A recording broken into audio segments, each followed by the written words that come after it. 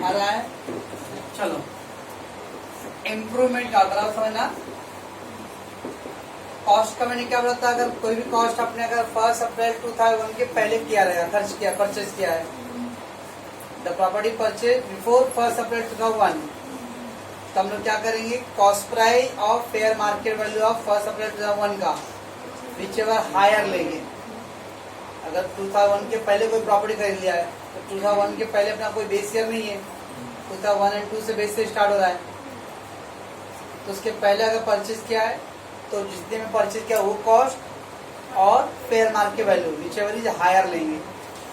देखिए मान लो अगर किसी ने 95 में खरीदा था, 95 में खरीद के 96-7 में उसने उस प्रॉपर्टी को कंस्ट्रक्ट किया, या मान लो स्टार्टिंग में रहने का प्रॉब्लम हो रहा था तो एक फ्लैट एक क्वार्टर बना लिया, बाकी सोचा बाद में बनाऊंगा, 1-2 साल के बाद फिर से उसने कंस्ट्रक्शन किया था, उसको क्या वर्ड बोलेंगे, इम्प्रूवमेंट वर्ड बोलेंगे। तो इम्प्रूवमेंट कर लिया, लेकिन 1 अप्रैल 2001 के पहले इम्प्रूवमेंट किया है। Any improvement made before 1 April 2001 के पहले, उस पर आपको डिडक्शन नहीं मिलेगा, उसको मतलब वो इग्नोर करना रहेगा। Any improvement made before 1 April 2001 must be ignore, such expensive will not be allowed as deduction claim. यानी 1 अप्रैल 2001 के पहले आपने कुछ इम्प्रूवमेंट किया है तो वो एक्सपेंसेस आपको डिडक्शन करने को नहीं मिलेगा। हाँ, आपने खरीदा जो है वो आएगा। अब वो खरीदा वाला भी कैसा, 1 अप्रैल 2001 के पहले क्या, तो परचेज या फेयर मार्केट वाला हायर वाला अमाउंट आएगा। लेकिन ये देखो 1 अप्रैल 98 को उसने इम्प्रूवमेंट किया है 1 लाख रुपए का, फिर 1 जुलाई 99 को भी इम्प्रूवमेंट किया 2 लाख का, एंड 1 अक्टूबर 2005 को भी अगेन इम्प्रूवमेंट किया 4 लाख का। 1 अप्रैल 99 उसके बाद अपना जो बेस ईयर क्या है वो 1 अप्रैल 2001 वाला आएगा, अपना बेस ईयर है। तो 1 अप्रैल 2001 के पहले कुछ भी इम्प्रूवमेंट किया रहेगा तो ये इग्नोर, इस पर कोई क्लेम नहीं मिलेगा। जब हम लोग कैलकुलेशन करेंगे इस पर क्लेम नहीं मिलेगा। पहले बार मैं क्या बोल रहा हूँ, 1 अप्रैल 2001 से पहले का जो भी इम्प्रूवमेंट कॉस्ट रहेगा उस पर उसको डिडक्शन अलाउड नहीं होगा। अब बोलो तो डिडक्शन कैसा, मान लो अगर सोल्ड किया 10 लाख का है, मान लो 50 लाख का उसने सोल्ड किया है, 1 जुलाई 2019 को सोल्ड किया उसने, 40 लाख का सोल्ड किया है, फिर 40 लाख सोल्ड किया, 40 लाख इनकम होगा उसका, तो 40,000 टैक्स देगा वो, तो चाहेगा उसमें कुछ जो खर्चा माइनस करने को मिलेगा तो माइनस करेगा ना भाई। ओके, तो चाहेगा कि मैं सारा खर्चा माइनस करूँ, जितना एक्सपेंस माइनस करे उतना उसको कम टैक्स भरना पड़ेगा। लेकिन गवर्नमेंट का सॉरी सर ये खर्चा आप अलाउड नहीं है, क्योंकि आपने 1 अप्रैल 2001 के पहले इम्प्रूवमेंट किया, खाली इसके पहले क्या वाला आएगा, परचेज प्राइस वाला आएगा। तो मैं क्या बोल रहा हूँ, 1 अप्रैल 2001 के पहले इम्प्रूवमेंट कॉस्ट का बेनिफिट नहीं मिलता है बस। So any improvement made before 1 April 2001 must be ignored. Such expenses will not be allowed as a deduction.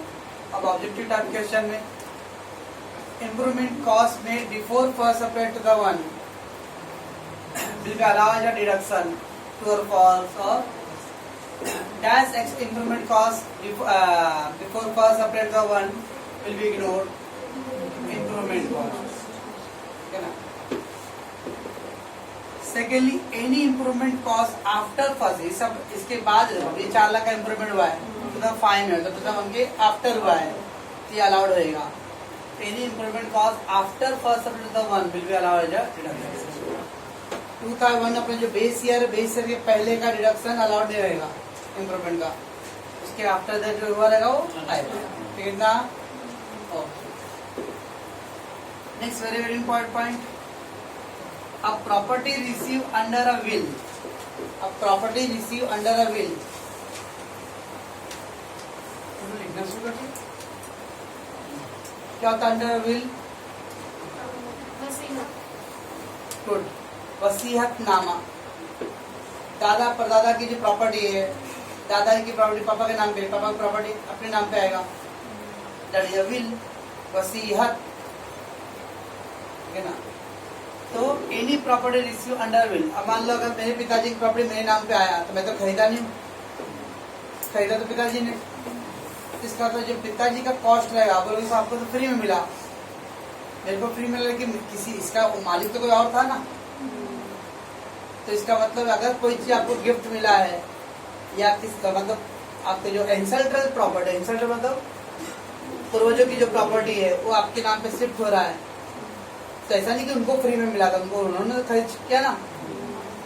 तो गवर्नमेंट क्या बोलेगा, ठीक है मान लो मिस्टर सोहेल है, तो उस प्रॉपर्टी की वैल्यू इनके जो प्रीवियस ओनर रहेंगे यानी पिताजी या दादाजी, तो दादाजी ने कितने में खरीदा रहेगा 4 लाख का, तो 4 लाख कॉस्ट या 1 अप्रैल 2001 के पहले हुआ रहेगा, तो क्या 1 अप्रैल 2001 के पहले होता तो क्या करते हैं हम लोग, फेयर मार्केट वैल्यू खरीद रहा हूँ यहाँ बात पे, तो 1 अप्रैल 2001 के पहले खरीदा रहेगा, तो वो कॉस्ट प्राइस उसका जो कॉस्ट प्राइस है या फेयर मार्केट वैल्यू नीचे हायर रहेगा, वो अमाउंट सोहेल का ओनर रहेगा। ऐसा नहीं बोल सकते कि सोहेल को फ्री में मिला तो यानी इसका कॉस्ट 0 है, डायरेक्ट जितने बेचो पूरा पे टैक्स लगाओ, इसके लिए भले 0 है, लेकिन इसके ओनर ने मतलब प्रीवियस ओनर ने खरीदा है ना। जब भी कोई चीज गिफ्टेड मिला रहेगा तो प्रीवियस ओनर का जो प्राइस कॉस्ट रहेगा वो इसके ऊपर शिफ्ट होगा। So property received under a will or gift or contemplation of the death, मतलब मरते टाइम बोलते हैं वो लोग की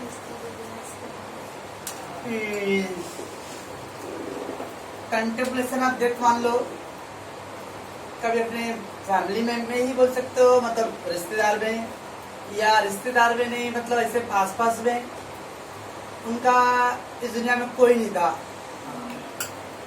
और वो आखिरी वक्त में आपने उसको देखभाल किया, उनका पूरा सब कुछ ओके, तो लास्ट का 1 साल आप 2 साल जो बोलो उसको आप एकदम ट्रीट किए, उनको देखभाल किए हो ओके ना, और मरते वक्त उन्होंने आगे वो प्रॉपर्टी आपको शिफ्ट कर दी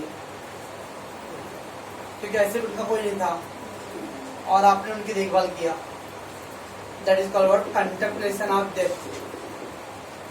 जिंदगी की आखिरी घड़ियों में उनकी देखभाल करना है ना, और उस समय आपको जो गिफ्ट मिला रहेगा उनके थ्रू, that is called known as word contemplation of death. तो विल, गिफ्ट और कंटेम्पलेशन डेथ, वो प्रॉपर्टी आपको मिल गया और आप क्या कर रहे हो, आप उसको बेच रहे हो, इज नाउ सोल्ड। तो आप बेच रहे हो तो आपको तो इनकम हो रहा है, तो क्या उसको आपने कुछ खर्चा भी किया, तो गवर्नमेंट बोले भाई आपको फ्री में मिला, भले मेरे को फ्री में मिला, लेकिन जो पिछला ओनर है उसने तो खरीदा रहेगा ना। Then cost of acquisition will be the cost of previous owner. Previous owner मतलब पहले वाला मालिक जिसने आपको गिफ्ट किया, वो गिफ्टेड जिसने गिफ्ट किया था ओके, और fair market value okay on 1 April 2001 whichever is higher. मान लो गिफ्ट जब जिसने पीछे ओनर रहेगा उन्होंने 2001 के पहले खरीदा रहेगा, तो उस टाइम का कॉस्ट या 2001 का फेयर मार्केट वैल्यू जो हायर रहेगा वो कॉस्ट को आपका कॉस्ट ट्रीट होगा, आपका मतलब जो असेसी है उसका कॉस्ट ट्रीट होगा। एक सिंपल वर्ड में कोई भी चीज आपको गिफ्ट मिला तो ऐसा नहीं सोचिए उसका कॉस्ट 0 रहेगा, उसका कॉस्ट कितना रहेगा, जो कॉस्ट पीछे वाले का रहेगा, और अगर 2001 से पहले रहेगा तो उसको फेयर मार्केट वैल्यू से कंपेयर करके करेंगे। ठीक है, डायग्राम में 1 सितंबर 1999 को उसने परचेज किया, मिस्टर ए ने परचेज किया था प्रॉपर्टी 2 लाख का, बराबर है, और मिस्टर ए ऐसा एम ने क्या किया 1 जुलाई 1 अप्रैल 2006 को क्या कर दिया, उसने गिफ्ट कर दिया किसको, मिस्टर ए को। तो ए को गिफ्ट कर दिया तो बोला एक बार फ्री में मिला, नो, ए का कॉस्ट कितना रहेगा, जो मिस्टर एम का कॉस्ट रहेगा, एम कितने में खरीदा था 2 लाख, लेकिन ये तो 2001 के पहले है ना ओके, 2001 के बाद खरीदा रहेगा तो डायरेक्ट वही कॉस्ट लेने का। कंपेयर कब करना है फेयर मार्केट वैल्यू से, 2001 से पहले रहेगा, तो 2 चीज ध्यान रखना है। अगर मैं यही वाला यहाँ लिखता हूँ 2003 में खरीदा था तो 2003 में खरीद ही लिया, तो 2001 के बाद ही सब कुछ हो रहा है, तो इसलिए बन रहा है क्योंकि अल्टीमेटली हमारा जो बेस ईयर है वो 2001 और 2 है ना, इसलिए ध्यान रखना है। तो 2001 के बाद ही सब कुछ हो रहा है तो उसमें कंपेयर करने की जरूरत ही नहीं है। तो मिस्टर एम कितने में खरीदा 2 लाख का, तो मिस्टर ए का कॉस्ट में कितना लगेगा? 2 लाख लगेगा डायरेक्ट, नो कंपैरिजन।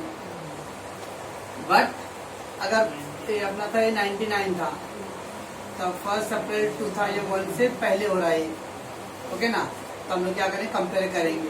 इस दिन फेयर मार्केट वैल्यू कितना था, मान लो 3 लाख, तो कॉस्ट प्राइस 2 लाख या fair market value 3 lakh, whichever is higher. क्या हायर है? 3 लाख। तो ए का कॉस्ट कितना रहेगा? 3 लाख। समझे मैं क्या बोल रहा हूँ? तो जब भी किसी को गिफ्ट या कंटेम्पलेशन या डेथ क्या था, विल था, उस वक्त जो भी शिफ्ट हुआ है प्रॉपर्टी, तो उस असेसी का कॉस्ट 0 नहीं होगा कभी भी। उसका कॉस्ट पीछे वाले ओनर का जो कॉस्ट है वो आएगा। अब ये ध्यान रखना है, 1 अप्रैल 2001 के बाद अगर गिफ्टेड हुआ रहेगा या खरीदा भी रहेगा, तब तो कंपेयर नहीं करना कुछ, डायरेक्ट वही कॉस्ट। 1 अप्रैल से पहले अगर उसने परचेज किया रहेगा, तो फेयर मार्केट वैल्यू से कंपेयर करके उसका कॉस्ट निकालेंगे। ए को गिफ्ट हुआ ना, तो ए का कॉस्ट 0 नहीं रहेगा। ए का कॉस्ट हुआ, ए के पहले उस प्रॉपर्टी का मालिक कौन था? एन था। एन कितने में खरीदा? 2 लाख। कभी खरीदा? 2001 के पहले हुआ। 1 के पहले होगा, कभी भी 1 के पहले हुआ तो कंपेयर करना है, 1 के आफ्टर हुआ तो नहीं करना है। तब कंपेयर करूं, यस 99 है तो कंपेयर करेंगे हायर, तो 3 लाख। ए का कॉस्ट कितना है? बराबर। नाउ अब ए को गिफ्ट कभी हुआ? 1 अप्रैल 2006 को गिफ्ट हुआ ना। आप कभी भी खरीदो, ए के पास कब प्रॉपर्टी आया? 2006 में। तो ए का जो भी इंडेक्सेशन रहेगा वो कभी से होगा? 2006 से होगा, ठीक है ना? पिछला ओनर खाली कॉस्ट आएगा पीछे वाले ओनर का लेने का, लेकिन इंडेक्सेशन पीछे वाले ओनर के डेट से नहीं, जिस दिन ए के नाम पे ट्रांसफर वो डेट से। However, indexation will be done from the year of the gift or 2001 and 2, whichever is later. अब ये क्या मतलब हुआ? पॉज करो। चलो ये चार्ट देखो प्रॉपरली। क्या दिया है? 1995 में परचेज हुआ मिस्टर राज ने प्रॉपर्टी कितने का था? 5 लाख। तो उस प्रॉपर्टी का ओनर कौन है? राज। 96 में उसने इम्प्रूवमेंट किया, राज ने 3 लाख को उसका उसने बनाया रहेगा, इम्प्रूव कर। 96 में उस प्रॉपर्टी को क्या किया उसने? गिफ्टेड टू मिस्टर आज। तो राज ने आज को गिफ्ट कर दिया। प्रीवियस ओनर कौन था? राज।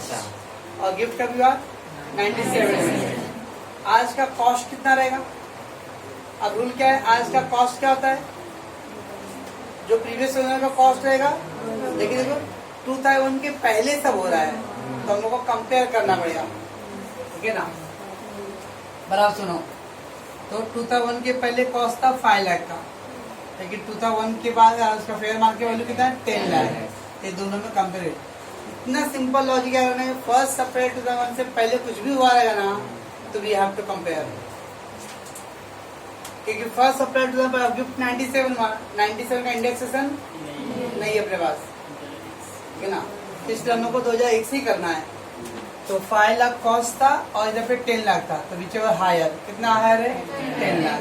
इस टाइम का आज का कॉस्ट कितना रहेगा? 10 लाख। समझ में क्या बोल रहा हूँ?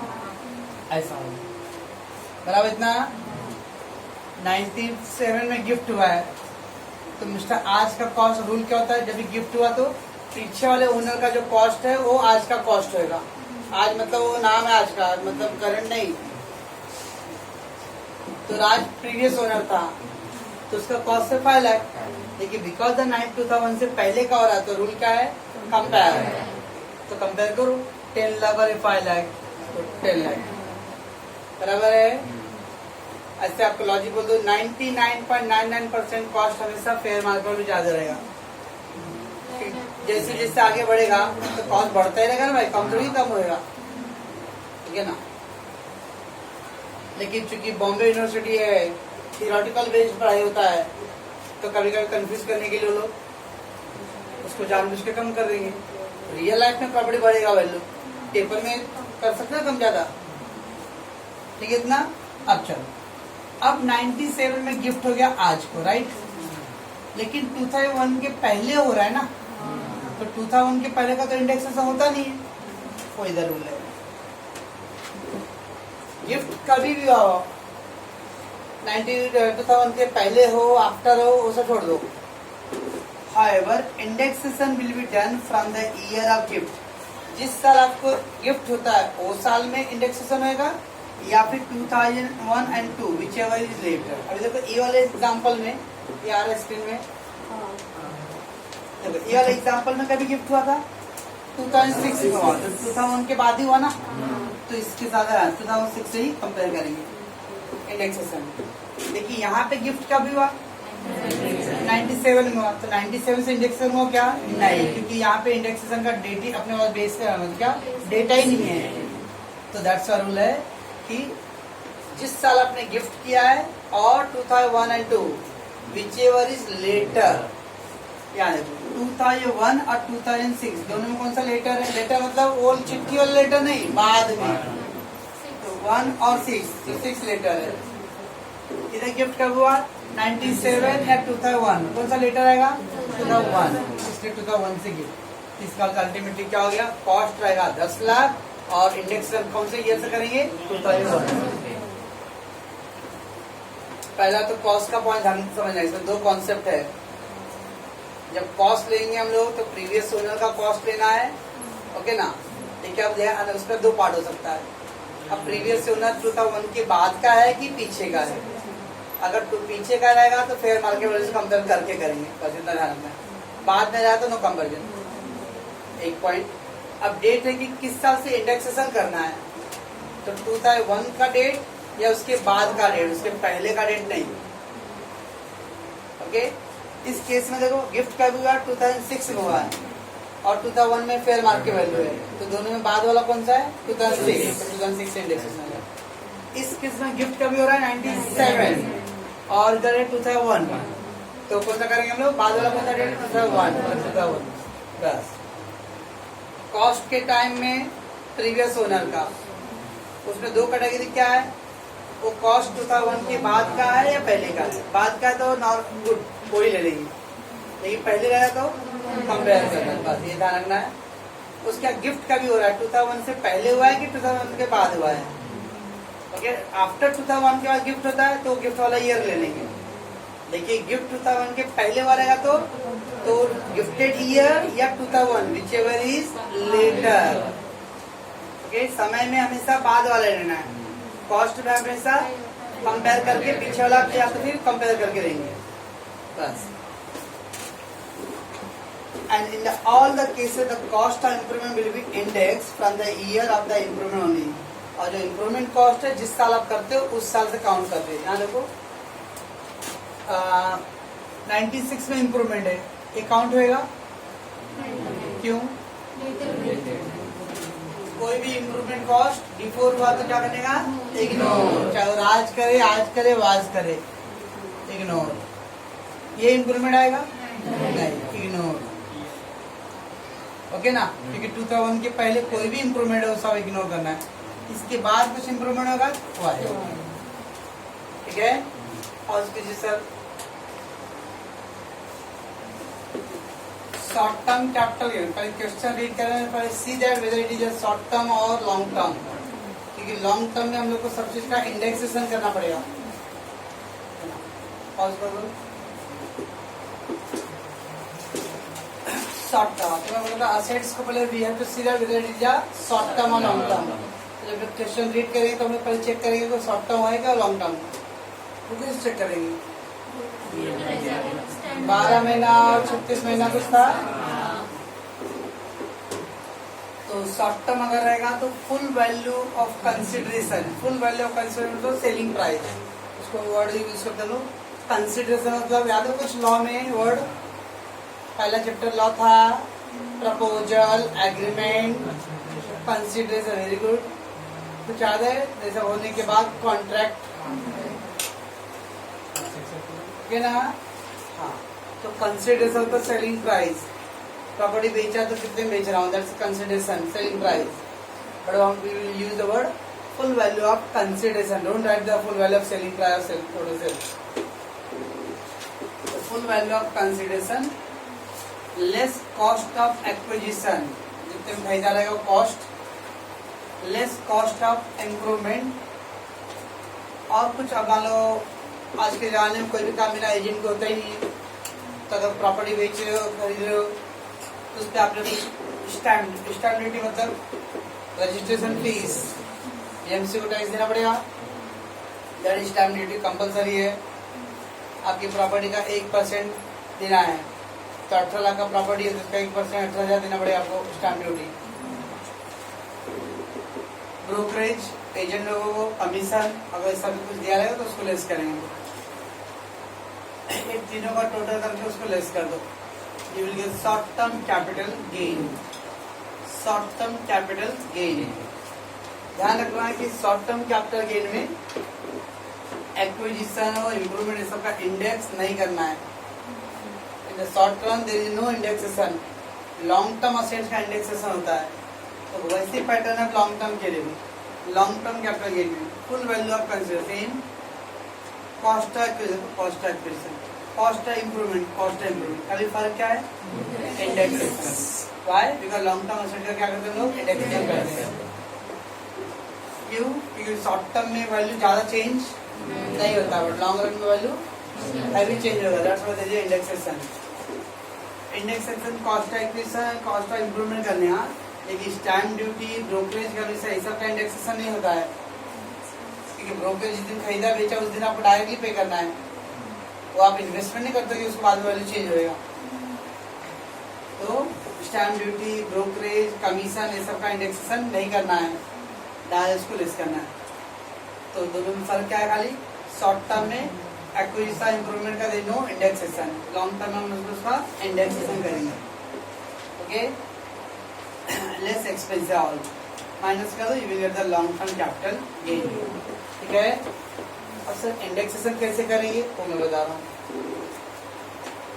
How to do indexation.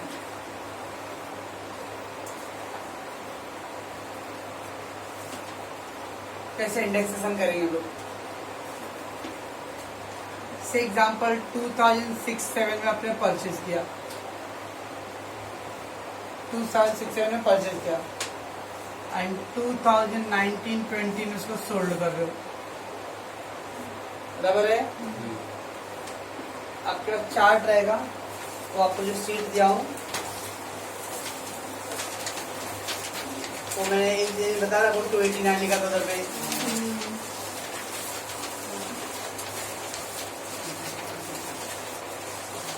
तो पेज नंबर 230 लिखा रहेगा उधर पे। आपका कहाँ है सर? इतने कट मारूंगा ना छेद हो जाएगा, स्प्रिंकल निकलेगा सर में से। भौरा खेले बचपन में नहीं? पोछा मारते भौरे मालूम है? अभी नहीं आए आपके सर पे वो एक पोछा ही मारूंगा बहुत सारा। वो भी नहीं आया, क्या लिखा है? तो डायरेक्ट टैक्स में ही है।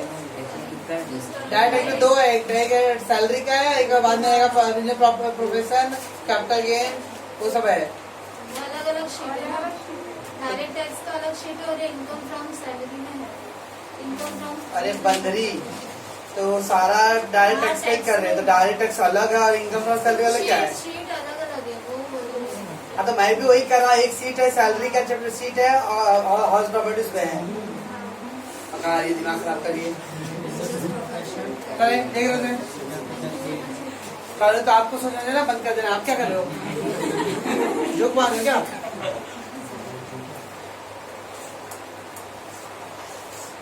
टू 2006-07 का चार्ट का वैल्यू दिया रहेगा 122, यहाँ लिख देगा 122 एंड 2019-20 का 289 ऐसा वैल्यू लिख दिया पहले। आपको ऐसा पूरा चार्ट के समय नहीं दिया रहेगा, बट वो आपको ईयर का दिया रहेगा सारे वैल्यू कितना है। तो 2006-07 में जिस साल परचेज किया उस साल का वैल्यू और आपने जिस दिन सोल्ड किया उस साल का वैल्यू, तो कितना? अब सपोज आपने परचेज किया था 5 लाख का, आपने परचेज किया 5 लाख का, तो 122 की वैल्यू अगर 289 होता है तो 5 लाख का वैल्यू कितना रहेगा? करो आंसर कीजिए। पाउच था so how to do the indexation, जिस साल में आपने परचेज किया रहेगा वो ईयर और आपने जिस साल सोल्ड किया रहेगा वो ईयर, दोनों का चार्ट से देखो कितना आपका इंडेक्स वैल्यू दिया हुआ है। 122,289 है। अब आपने कितने में खरीदा 5 लाख का, तो अगर 122 की वैल्यू आज की तारीख में 289 हो रहा है, then if the purchase price 5 lakh, so what will be the value 5 lakh into 289 upon 122, you will get that value. Similarly, let's assume that 2003-4 आपने इम्प्रूवमेंट किया था और 2019-20 में सोल्ड किया आपने। 2003-4 में वैल्यू दिया 109, इम्प्रूवमेंट 109 और इधर सोल्ड किया 289, 1 लाख का इम्प्रूवमेंट किया था। 109 का 289 हो गया तो करीब 2,87,000 तक। 265, 137. हाँ 1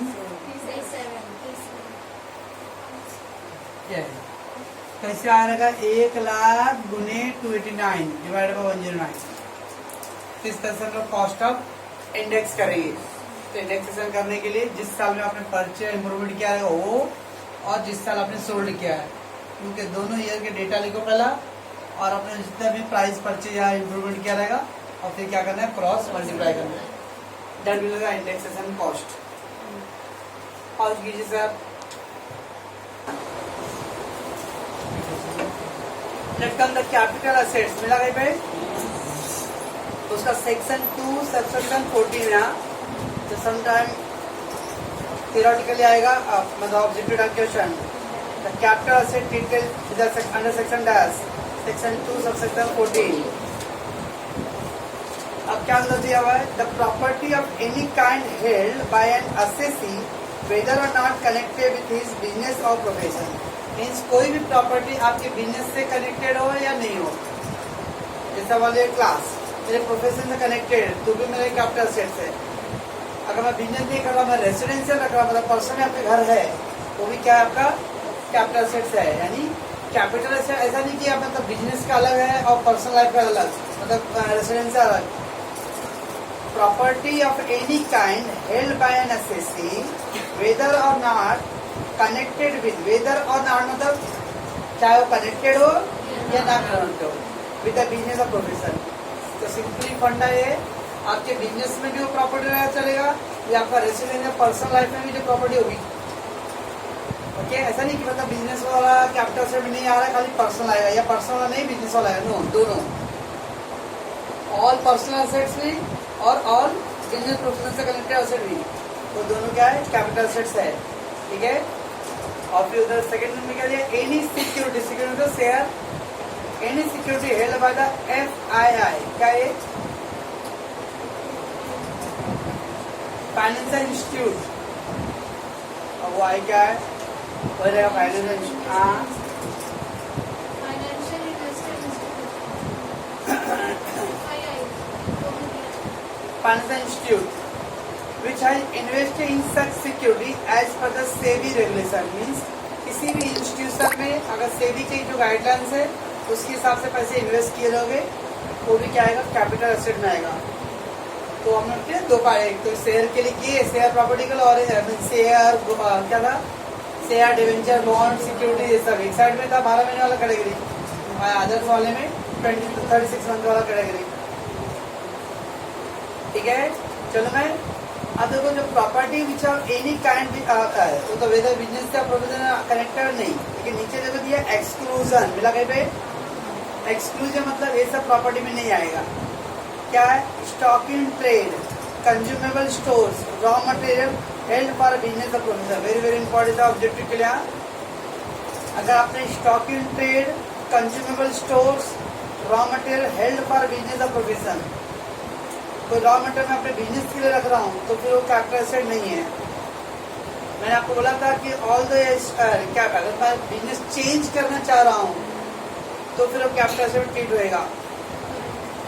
मैं याद वो बोला था 10 किलो गोल्डी और अजय सोना चुरा के लेके आओ और ये कपड़े की दुकान है तो चेंज करना है। अगर बिजनेस प्रोफेशन चेंज करना है तो स्टॉक ट्रीट होएगा। नॉर्मल ओकेजन में स्टॉक ट्रीट कैपिटल से ट्रीट नहीं होएगा। Okay, stock in trade, consumable stores, raw material held for a business of profession that is not treated as capital asset. ये जो एक्सक्लूजन मतलब दो साइड में लिखो, not treated as a capital assets, not treated as a capital assets.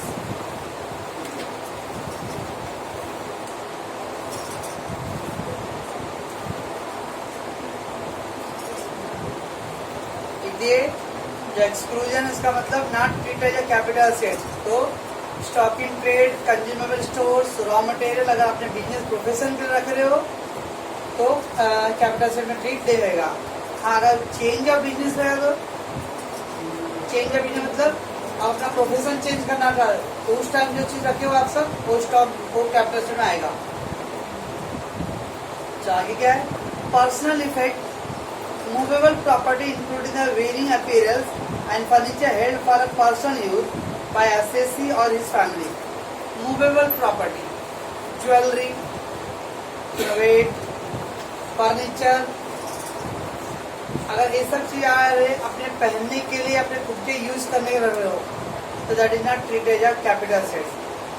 आप सुनते हो gold bond, अब गोल्ड में इन्वेस्ट करना है तो गोल्ड में इन्वेस्ट करना मतलब बैंक में जाके मैं गोल्ड में इन्वेस्ट कर रहा हूँ तो गोल्ड मेरे को ले घर पे लाके नहीं मिलने वाला है, आपने वो इन्वेस्ट किया उधर। यानी घर में जो ज्वेलरीज है वो पर्सनल वेयरिंग के लिए है तो that is not a capital assets. Personal effect in movable property मतलब it can be move from, it can be transferable from one place to another, including the wearing apparel, apparel मतलब jewelleries, गहना apparels और furniture held for the personal use by assessee or his family. अब assessee मतलब जो tax भरने वाला है और उसके परिवार, तो फर्नीचर के बहन मायावती उनके डाइनिंग टेबल पे आ रही 1000 करोड़ का सेट है। बहन मायावती गरीबों की मसीहा जो है ना,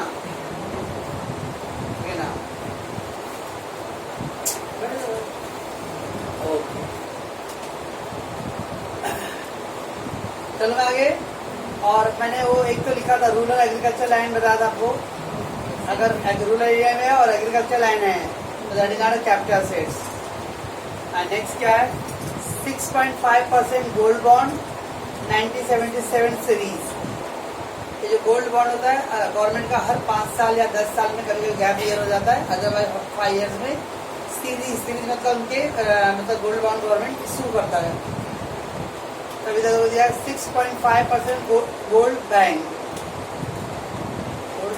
गोल्ड बॉन्ड रहेगा 1977, यानी 1977 में जो गोल्ड बॉन्ड हुआ रहेगा, बॉन्ड रहेगा वो गोल्ड बॉन्ड। 1977 में गवर्नमेंट ने इसको एग्जाम्पशन में रखा था, इसलिए वो कैपिटल सेट नहीं है। 7% गोल्ड बॉन्ड इन 1980 में, इसका मतलब 77 और 80 में जो गोल्ड बॉन्ड सिक्योरिटी रिलीज हुआ रहेगा तो कैपिटल सेट में ट्रीट नहीं हुआ है। नेक्स्ट है national defence gold bond 1980, special bearer bond 1991 issued by the central government. इतना वो सब गोल्ड बॉन्ड ही है, खाली इतना रखो लॉजिकली। 1977, 1980 और फिर 1980 और फिर 1991, इसमें जो भी गोल्ड बॉन्ड इशू हुआ है इस ईयर में उसको गवर्नमेंट ने उस पर्टिकुलर ईयर के लिए क्या किया था, कैपिटल से नॉट ट्रीटेड है। ओके, और नेक्स्ट क्या है, gold deposit bond issue under the gold deposit scheme 99, तब ये भी क्या है, गोल्ड बॉन्ड की तरह ही हो गया। And deposit certificate issue under the gold क्या दिया है, monetization scheme. Gold monetization scheme में तब अगर आपके पास मीन्स कैश में है वो डीमोनेटाइजेशन, नोटबंदी, ओके, अगर आपके पास कैश था या कुछ लोग घर में जो सोना छुपा के रखते थे तो एक लिमिट तक आप सोना रख सकते थे, उसके बाद तो इस तरह का भी डिसेंबर का कार्य कभी ईयर दिया है 2015, तो उसको कन्वर्ट कर, तो क्या वर्डिंग दिया उधर पे, the deposit certificate issue under the gold monetization scheme means, say example एक अरे 50 ग्राम या 100 ग्राम, तो एक लिमिट एग्जाम्पल है, अब मेरे को एक्जेक्टली आइडिया नहीं कि कितना ग्राम था, तो अगर 100 ग्राम तक मिनिमम आप रख सकते हो, उसके ऊपर का अगर है तो आपको गवर्नमेंट को जाकर डिक्लेयर करना पड़ेगा कि इतना मेरे पास है, और उसके अगेंस्ट में आपको गवर्नमेंट सर्टिफिकेट देगा, तो ऐसा वो इन्वेस्टमेंट होएगा। लेकिन आपने अगर छुपा के रखा नहीं दिखाया, तो जब छापा को मारेंगे तो फिर वो गवर्नमेंट उसको जब्त करेगा। That is given the word the deposit certificate issue under the gold monetization scheme 2015 notified by the central government. आप वो सब छोड़ दो, खाली इतना गोल्ड का, गोल्ड बॉन्ड या गोल्ड डिपॉजिट 1977, 1980, 1980, 1991 एंड 2015 और 1999, ओके, बस उतना पूरे में वो खाली गोल्ड बॉन्ड वर्ड रखो, गोल्ड डिपॉजिट, और ये डेट क्या क्या है 77, 80, 80 और फिर 91, 99, 2015, ओके।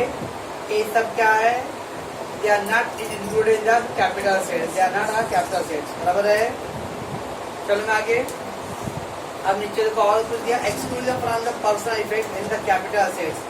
अब लेकिन कुछ चीजें देखो, exclusion from the personal effect, अब ये ऊपर क्या वर्ड दिया था, अगर कोई चीज आप पर्सनली यूज करने के लिए रखे हो, पर्सनली वियर करने के लिए, तो क्या हो, कैपिटल सेट नहीं है।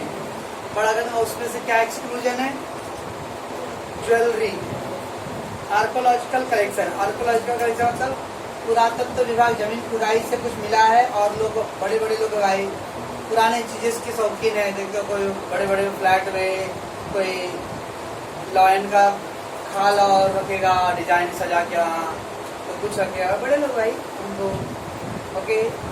कुछ लोग पेंटिंग्स, अब अंबानी जी की घर, मुकेश अंबानी भाई ना, उनके पास 6 पेंटिंग है और एक पेंटिंग की कीमत 6.5 करोड़ रुपए है, 6.5 करोड़ या 7 करोड़ का पेंटिंग रहेगा, क्या रहेगा उसमें डायमंड लगा रहेगा, क्योंकि वो पेंटिंग सब एम.एफ. हुसैन जी का है ना, या तो पेंटिंग में जादू करते हो, तो उनकी पेंटिंग का लंदन में ऑक्शन हुआ था, तो वो प्राइज लगा था, तो दैट मीन्स तो दिया रहेगा ड्राइंग्स ऑफ पेंटिंग्स है आगे। तो आर्कोलॉजिकल कलेक्शन, आर्कोलॉजिकल कलेक्शन मतलब जमीन खुदाई से कुछ मिला है और उसका गवर्नमेंट ने क्या किया रहेगा, ऑक्शन किया रहेगा और आपने वो खरीदा है, तो आपके प्रॉपर्टी कैपिटल एसेट्स रहेगा वो। ड्राइंग्स, कोई ड्राइंग्स आपने खरीदा रहेगा ऑक्शन में, तो भी कैपिटल एसेट्स है। और फिर क्या पेंटिंग है, स्कल्पचर, स्कल्पचर मतलब मूर्ति, स्कल्पचर मतलब मूर्ति, गौतम बुद्ध की मूर्ति, सोने का, पीतल का, क्या नाम, तो इस तरह के। और एनी वर्क ऑफ आर्ट, किसी भी तरह के कलाकृतियाँ जो बनाई